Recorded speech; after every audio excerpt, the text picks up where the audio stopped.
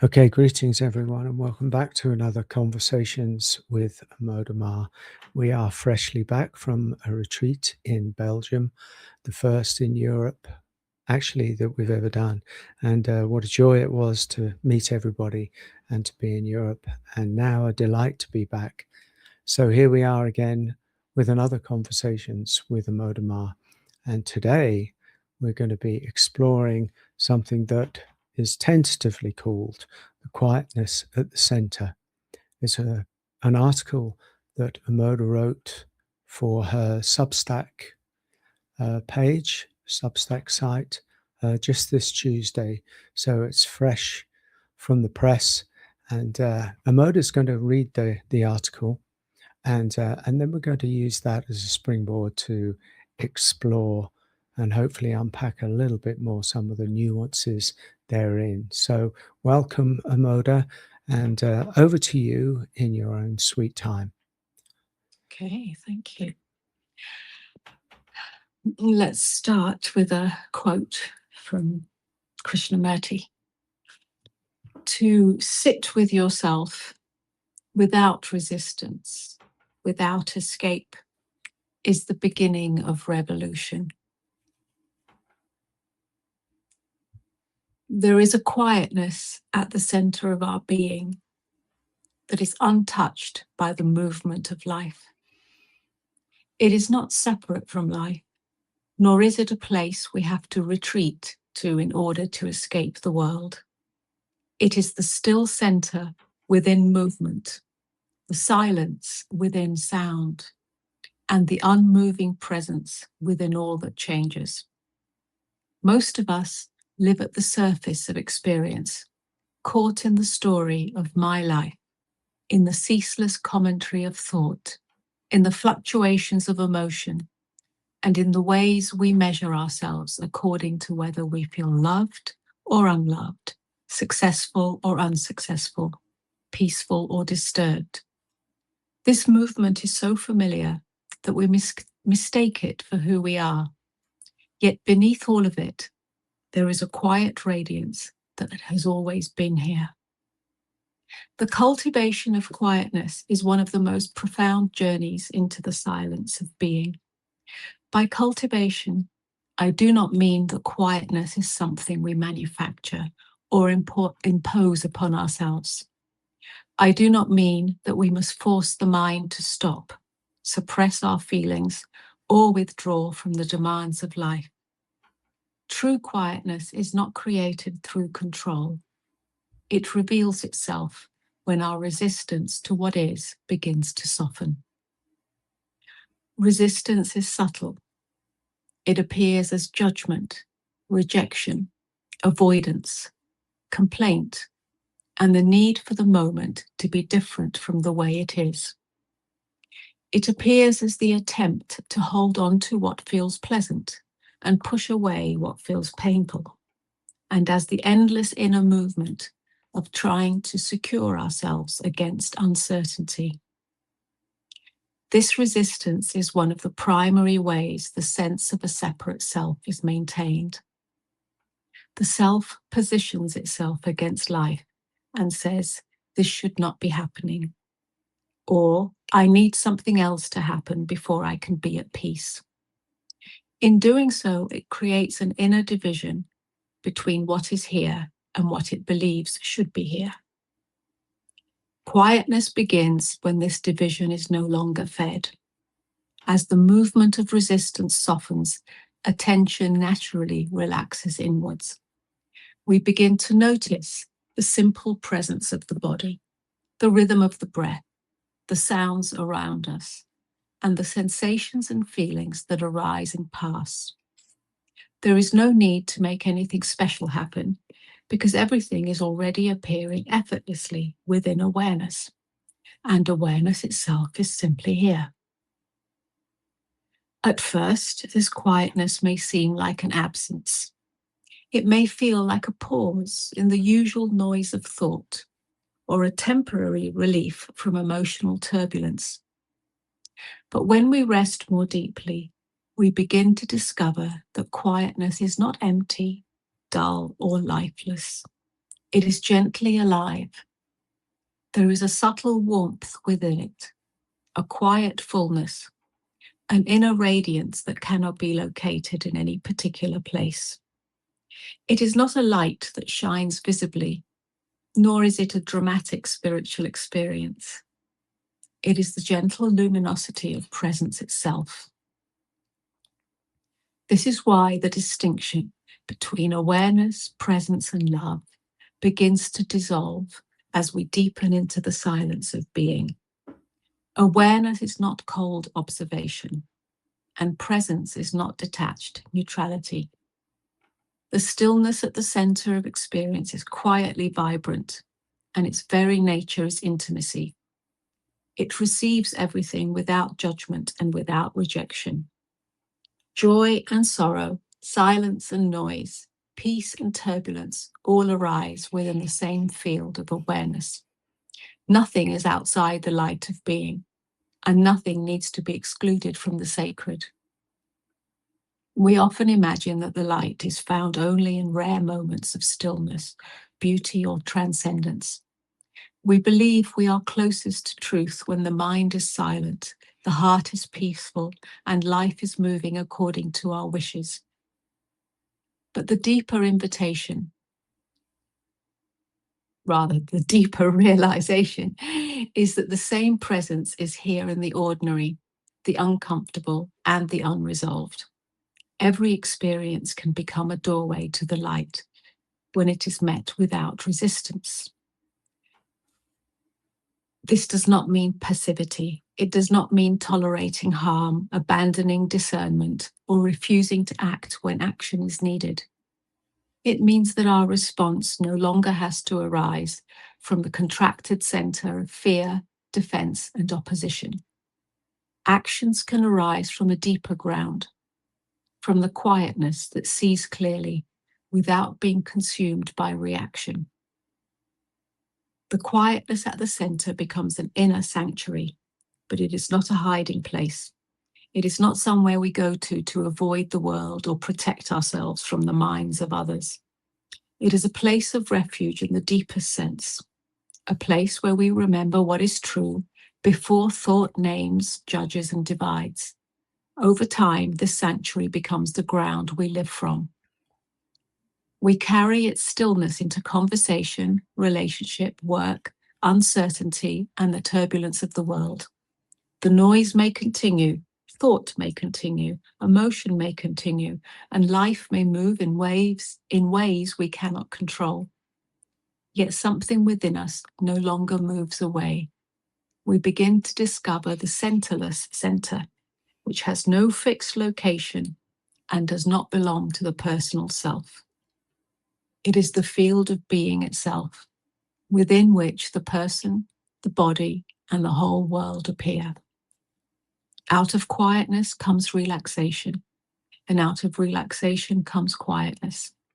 In this mutual softening, healing takes place. It may not be the healing that restores life to our preferred image, but a deeper healing in which the fundamental conflict with life begins to end. Life is no longer experienced as something outside of us that must be resisted, managed, or overcome. It is recognized as the unfolding expression of the same living presence that we are. The undercurrent of goodness or godness is already here. It is not dependent on circumstance, thought, or feeling, and it does not come and go with the changing tides of experience. It is the quiet aliveness at the heart of everything. And in recognizing this, we discover the source of true peace.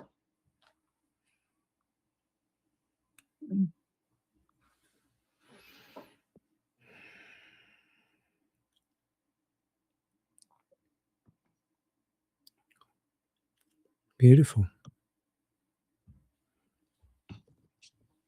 We could end there, really, couldn't we? We could.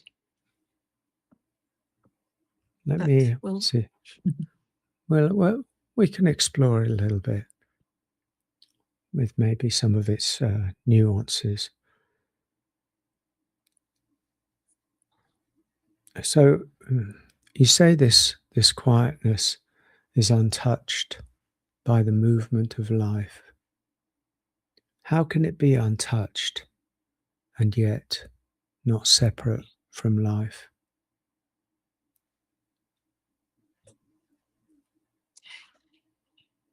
It's untouched in the sense of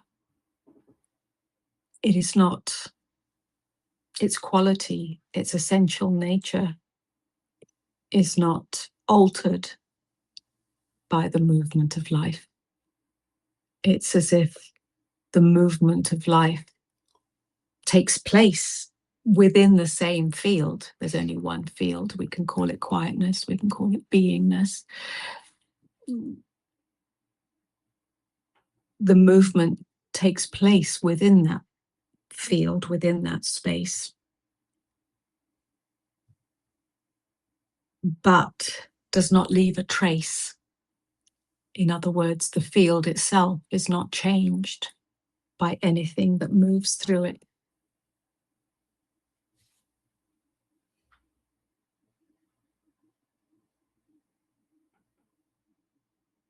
It's not separate from the movement of life. It's not separate from the movement of life in the sense that it's not standing apart from it. It's the movement of life takes place and arises within it. The source of the movement of life is it. It is not the right word to use because it implies that it's a thing, an object. It's got a shape and a boundary. So we're using these words as a concession to language and expression to point to something, but there cannot be anything outside of this. Everything that appears, everything that is known, everything that is experienced, what we call life, my life, is not independent of the consciousness that perceives it or within which it takes place. It cannot be outside of it. There isn't consciousness or beingness or awareness and then life and so on over there. So that it's taking place within it. It is the source of all things, the formless space, the undefined, the unbounded, is the source of all appearances, just as the river is the source of all ripples and patterns that take place that we call the flow of the river. That's life, the flow of life, the movement of life. But the river isn't separate from that. And yet the essential nature of river is not altered by the ever-changing ripples and patterns that emerge within that river. I think because the mind is so habituated to separating everything up, I just got a flash of what it's like to try and understand what you're saying from a mental point of view, in a way.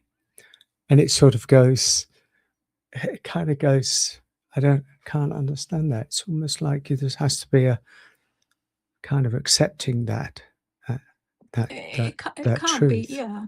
It can't be understood by the mind.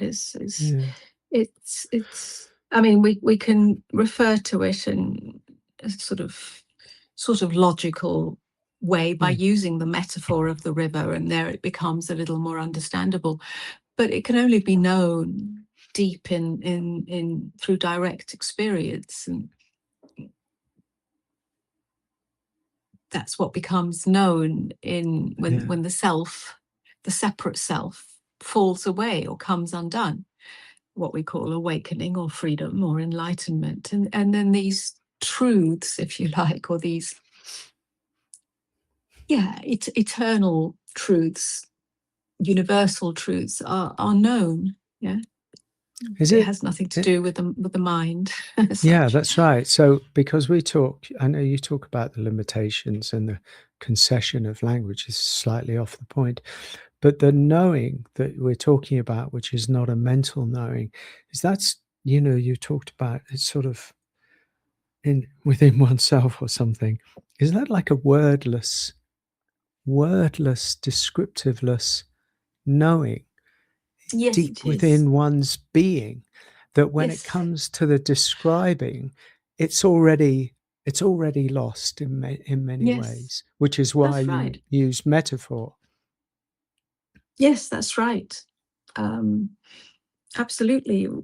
Which is why, just to bring a personal aspect to it, after awakening, I couldn't speak of it, and yet much was known on that level, and there was nothing that could describe it, and yet it was lived. It was the truth of it was lived, the seeing of it, the lens, which there was no more lens to see through, but the expression of it and the languaging of it, which has formed itself over years, did take years to form. Um, I think that, for some people, I mean, we are slightly off the point, but that's okay. We're going down a little trajectory. For some people who have very much a spiritual background, whether it's non-duality or some other, maybe Buddhism or something, they will have a lot of language that can be easily used to describe what is known through direct experience. In my case, I didn't have that language. I'd kind of had some, but I kind of threw it all away into not knowing. And so it took a very long time to be able to speak to it, either through metaphors or through the concession of language or the attempt to describe something that is actually wordless. I like that. I like that. I like that. I like that. Okay, that's beautiful. Thank you.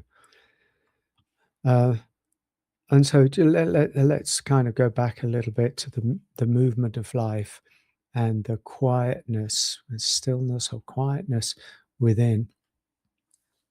So can there still be this genuine quietness um, while, for instance, I don't know, sorrow or agitation or fear, the more dense human emotions or feelings. Let's just talk about feelings, never mind emotions, because the waves, the river keeps going, and the river keeps going, presumably even after awakening, the river still keeps going. So that's a question, because I know that's a question that people have that arises for them is, what happens when the dense feelings come up? Is there still a quietness or Again, this can only be known once one has truly realized the quietness of being, or the essential nature of that within which all movement and experience takes place, then the question won't arise anymore. Can there be a genuine quietness of being even amidst turbulence? From that position or perspective or realization, yes, of course, that's all there is. That's all there is. The quietness of being, simply, not simply, but trying to make it simple, is where there is no narrative wrapping itself around the turbulence, around the agitation, saying this shouldn't be happening. There's no argument. So agitation can happen and turbulence can happen. What is that? What is agitation or turbulence? Most people will somehow confuse it or entangle it with mental agitation, where that's the narrative, that's the argument, that's the resistance to what is. That shouldn't be happening. It shouldn't be happening to me. It's a constant self-referencing. Yes, that is a certain level of agitation for sure, and turbulence. But there's an energetic turbulence that can take place when we come across a very sudden circumstance in our lives, a shock, a loss, a tragedy, an accident, I don't know, whatever. minor or major. And then there can be agitation or turbulence in the field, in the movement of life, which is simply energy that's moving, whether it's moving on the level of the sensation in the body, on the level of the nervous system and its reactivity or response, or heightened alertness. But there isn't the overlay of the narrative, the self-referencing, that this shouldn't be happening to me, or this shouldn't be happening, or whatever other narrative tends to wrap itself around the energetic experience. So energy is simply met as energy. That is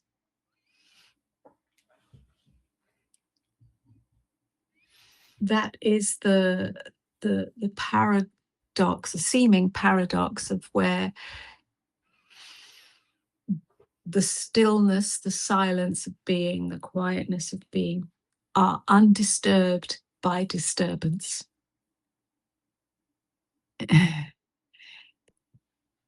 So you've answered question 4. Oh, have I? Is true peace the end of disturbance, or the discovery of that which disturbance never touches? Well, let's just open that up then. True peace does not mean that nothing's happening, that there isn't any movement, that there isn't any, the river isn't flowing anymore. True peace isn't a static state. Again, on the journey to awakening, let's say, there is still this idea that true peace will be found, will be known, will be discovered when there is nothing, when there's a vacancy, when there's an absolute emptiness, when there's no thought, when there's no feeling, when there's no emotion, when there's no sensation. This is sort of an unexamined belief, because that's impossible. It's impossible. It's not a vacuous state. It's not it's the realization of the sky that's always here, even though the weather continues. You can't stop the weather, but the sun is always here. The sun is never disappears. It's only obscured by the weather system. So, and even then, the weather system is known because the sun illuminates it. That's why it's known. So it's a much deeper realization than any image of peace that is desired. It's impossible. There is no such thing as absolute vacancy. You managed to answer question number 3. You describe stillness, which is the same as what you're describing, as gently alive rather than empty or inert. May I ask you a question? You can ask many questions. I do. You when you're speaking of these the radiance, let's call this the radiance. As you were speaking, I've got a million ways of describing the same thing, a million words describing the same thing that we could call quietness. But quietness is not entirely accurate when the mind really grabs a hold of it, because you talk about peace, and you do talk about the radiance at the center, the radiance of being. And as you're speaking in such an eloquent way, it strikes me that I don't wish to go to speak of your name really, but there is something that you bring to the conversation, not just this conversation, but I think the spiritual conversation, which does speak of the quiet radiance of joy. And I'm curious about that, and I think other people are quite curious about that in a way, because, and I know we're sort of veering, and we're not really veering off subject, but this is a thing that you have, that is your thing, and I wonder, that hasn't ever really been cultivated. It's something probably I imagine, because there's nothing false about it. You haven't created yourself as a person of radiant joy. It's that's absurd. By and by, over the course of a troubled and difficult life, that which must have been there all during that rather difficult and troubled life was the jewel of this radiant quietness of joy, kind of waiting and not waiting to shine. And so then there was an experience that changed everything for you many, many years ago. And since then, there's been this capacity, or giving voice to that, which seems to be in everybody. I'm not just talking about awareness that's why you're speaking of it, awareness just as a cold, inert, detached thing, but actually as some awareness that all of this that makes it through the human experience and is perceived in a way which is quite unusual as the quiet radiance of joy, which in our crazy, cynical world, which probably the world has always been, is a rather unusual quality. Can you speak to that? I'm not just flattering you because I'm married to you. I'm actually really curious, No, I because it does, understand. I'm seeing it from another person's experience, not my experience of you. The quiet radiance of joy is not personal.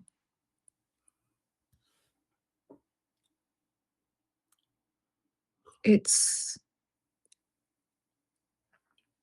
the very nature, the very essence, the very fragrance of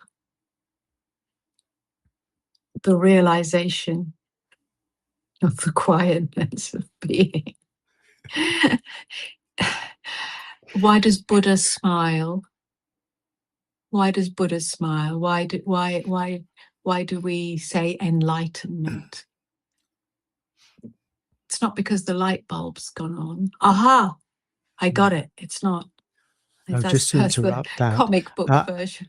you've just reminded me that I spent really quite a few years with that famous picture of Ramana sitting on my desk, the picture of his face, and all I ever saw was the quiet radiance of joy without cause emanating from these vast eyes. That's right. It's really the fragrance of love. And so it's not personal. It's the universal essence of being. And the realization of that, the realization of our Buddha nature, of our being nature. So it's not cultivated. I'm not quite sure what the question was. You asked me to speak to it, but it's not. It can't be cultivated because it's not of the personality. It comes through the personality.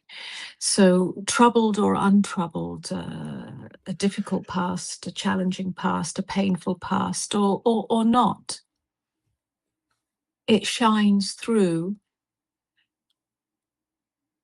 unbidden, uncultivated, uncontrolled, when we are free or empty, to use that word, of the self that is at the center of who we think we are, the me identity.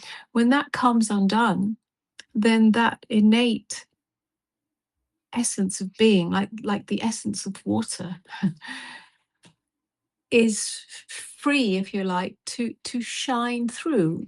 We use these words like shine or radiance or light because it's picked up as a fragrance by the environment, by others, by those that see, or as a light. It's not a great big light bulb or a halo, but it is a lightness of being that does come through.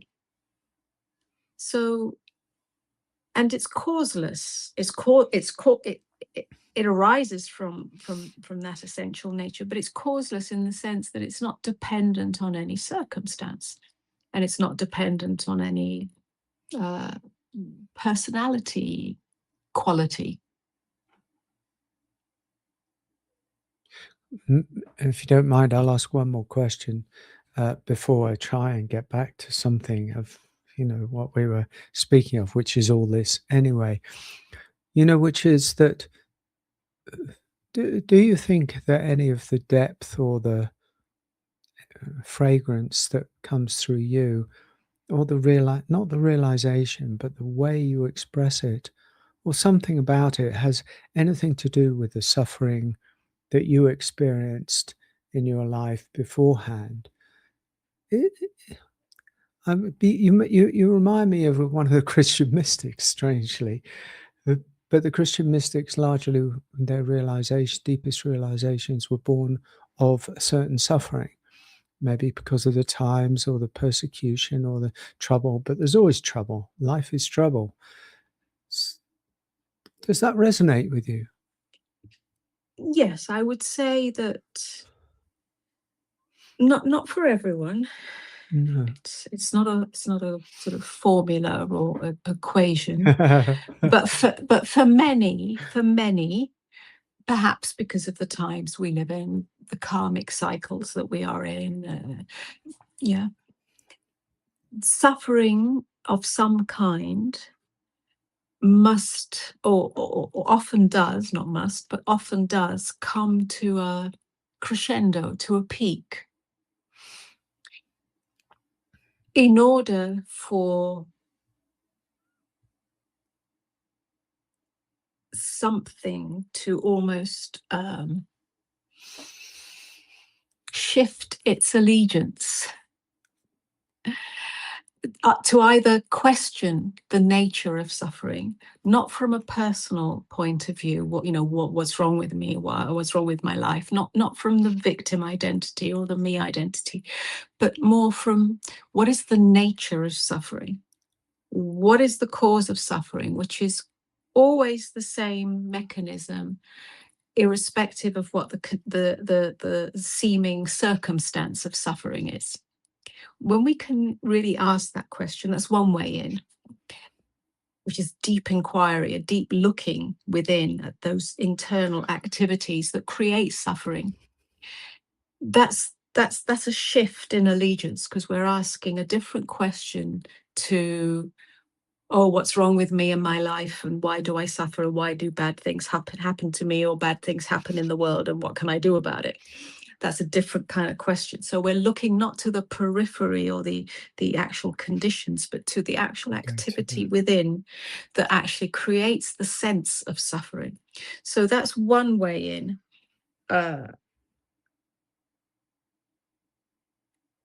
Another way in, and usually they go together, is that at the peak of suffering, whether it's the Christian mystics or myself or somebody else,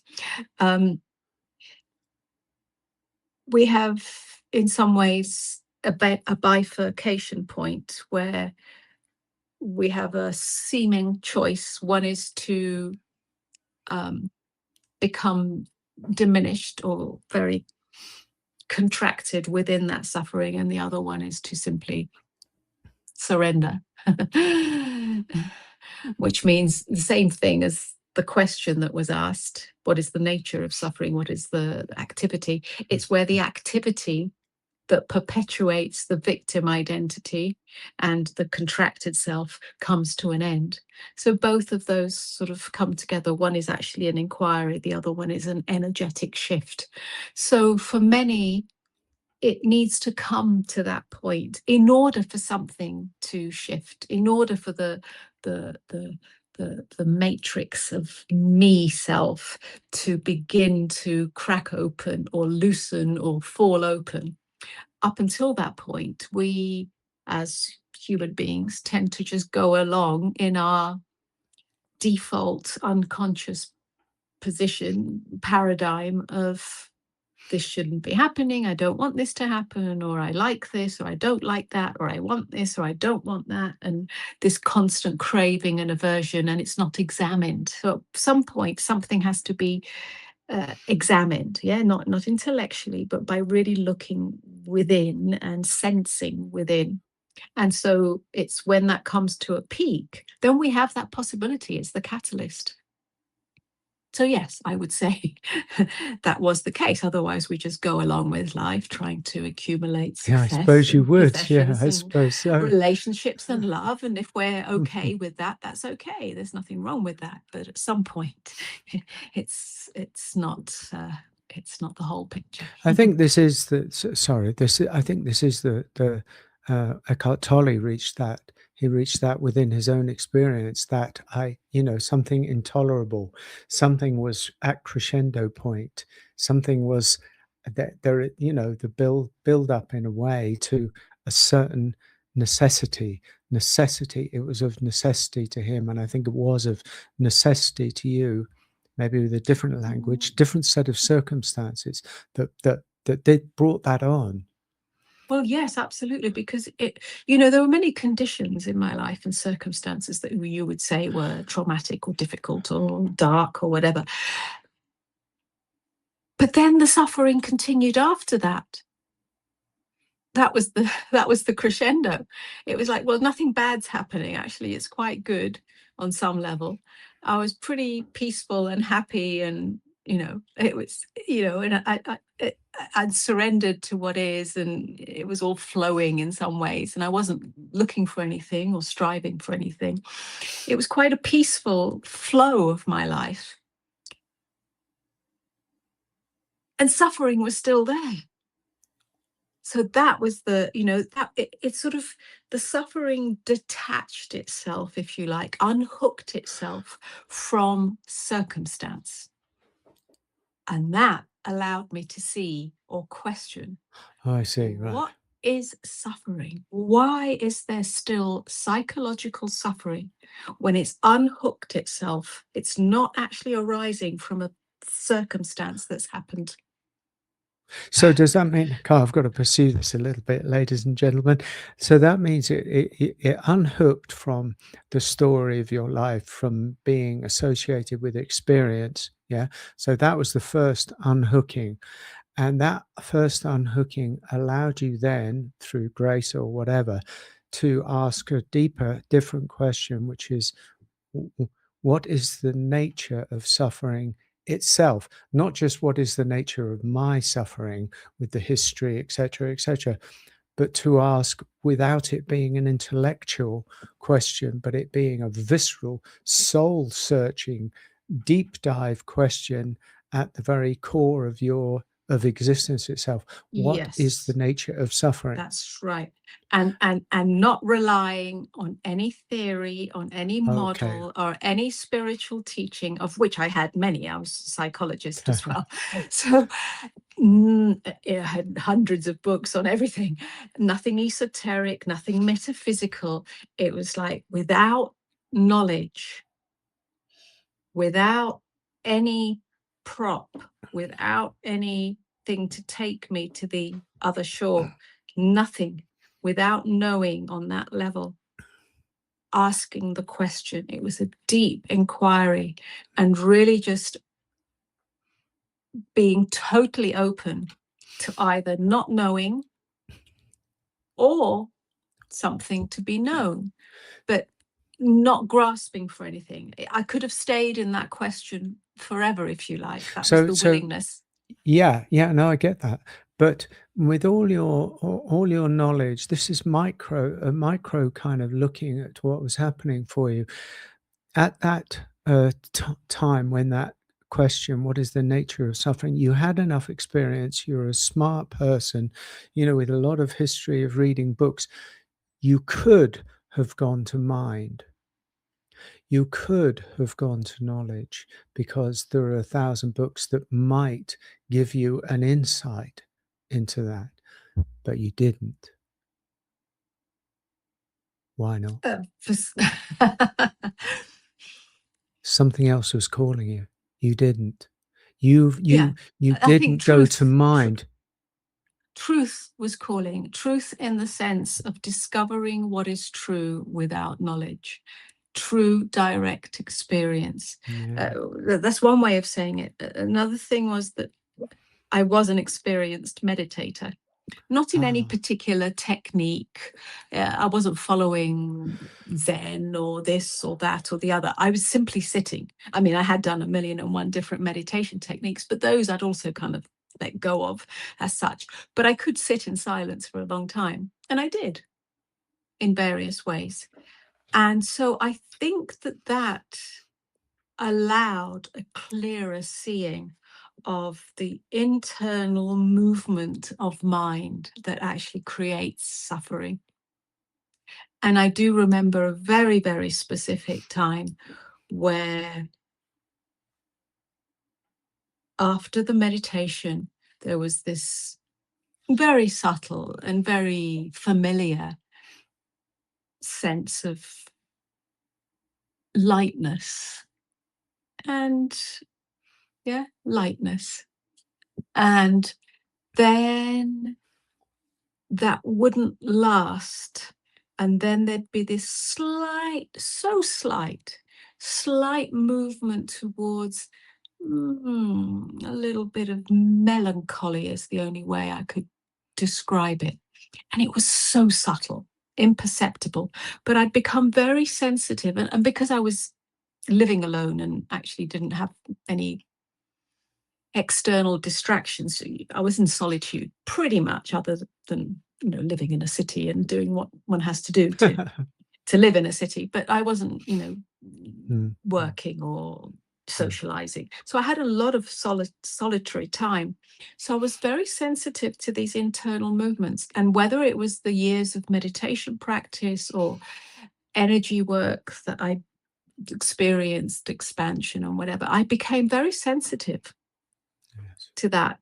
And I think that allowed me, together with the question, they weren't simultaneous, but around the same sort of time period, allowed me to see the nature of suffering, the movement away from and towards a particular internal state, and how that created a victim identity in the sense that I was a victim of my internal state.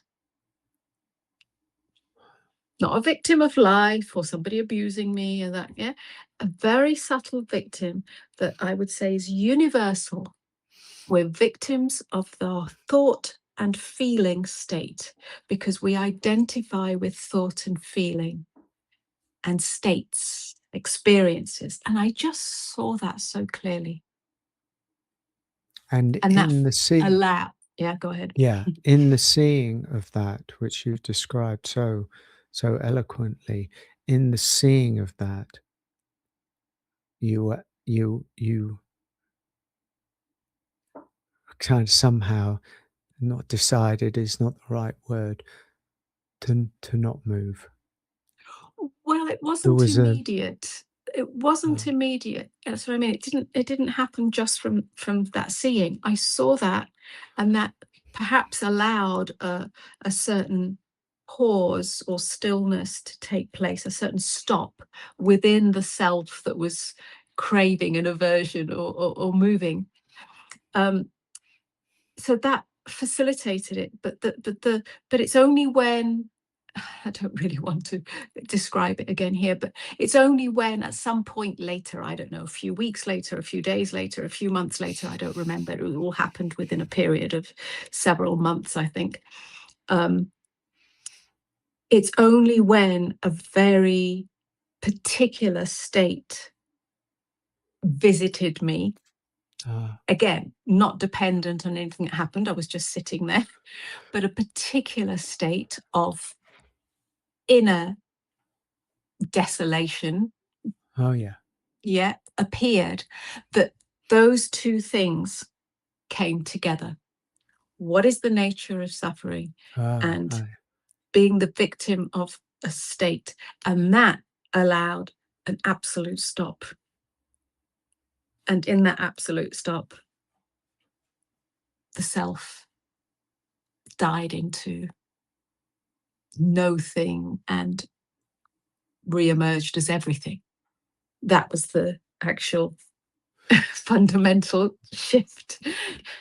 Okay. That was a very beautiful diversion into, it's not separate from, but was very much the ground, really, the groundless ground of why we are talking about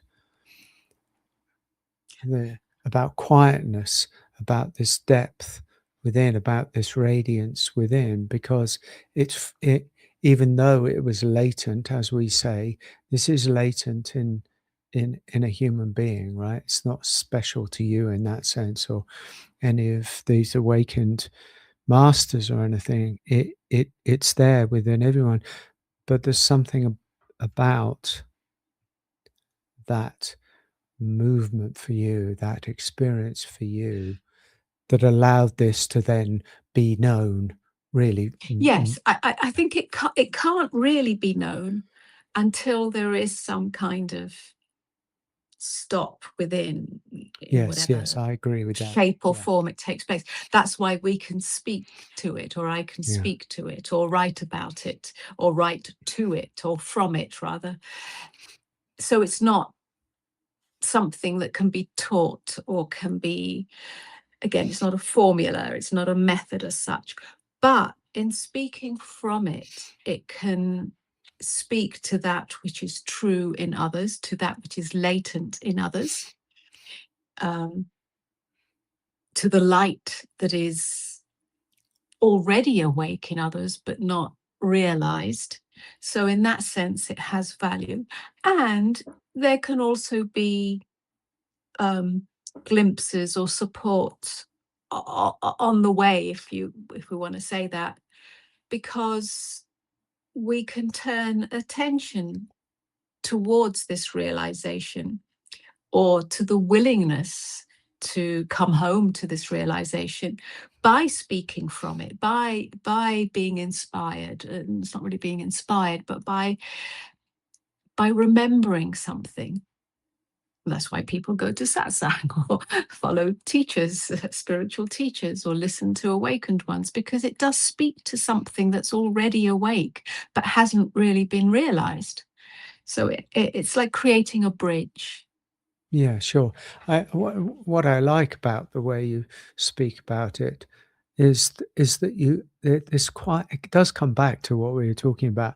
There is a quietness that you bring to the conversation, a sort of, I've seen comments on YouTube and people who are drawn to this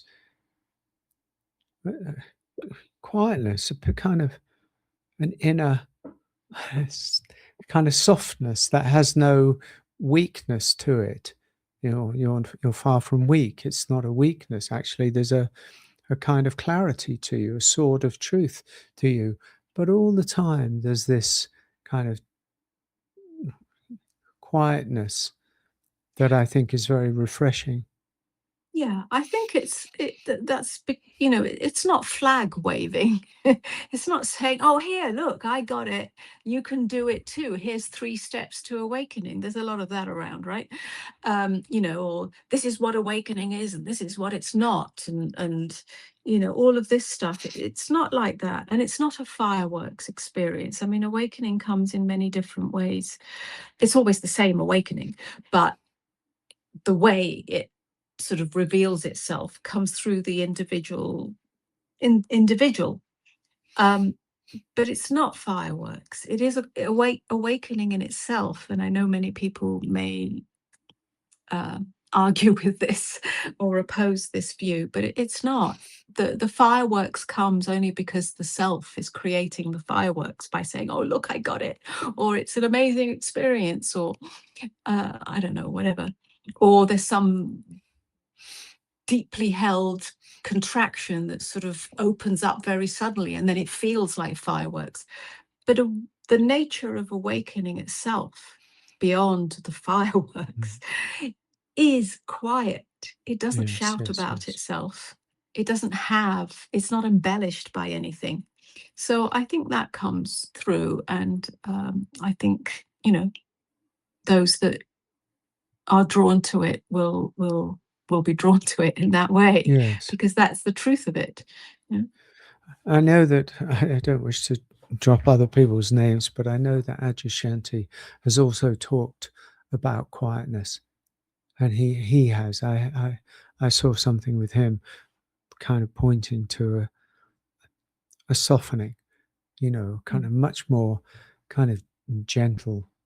All of these words are very beautiful words when we embrace them, and when they're coming from the deepest, they do have a certain fragrance. And you've taught me everything in many ways that I've experienced about a quietness within, and it's taken me really quite a long time to not feed the desire and aversion, and to actually be okay and to be quiet within. And I don't think there's any cultivation of it that I do, but there is, there is a conscious return to it for me. That's a great place of refuge, is the quietness. So I think we might be leaving it there at this point. I think that's a beautiful conversation. I don't think it needs to be embellished anymore. I'm not one for embellishment. No, you're not one for embellishment. So, okay. Well, this is beautiful, Amoda. Thank you so much.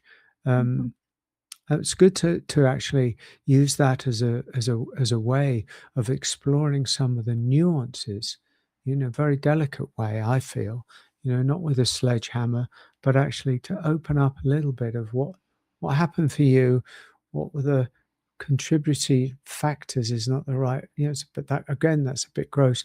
But some of the inside things, because this experience and this that you bring is very beautiful. So I thank you, and I think that I hope it touched people, and that's it. So let's leave it there. Thank you so much for everybody for listening and watching, and do like, share, and subscribe or something if you're moved. And we look forward to seeing you again.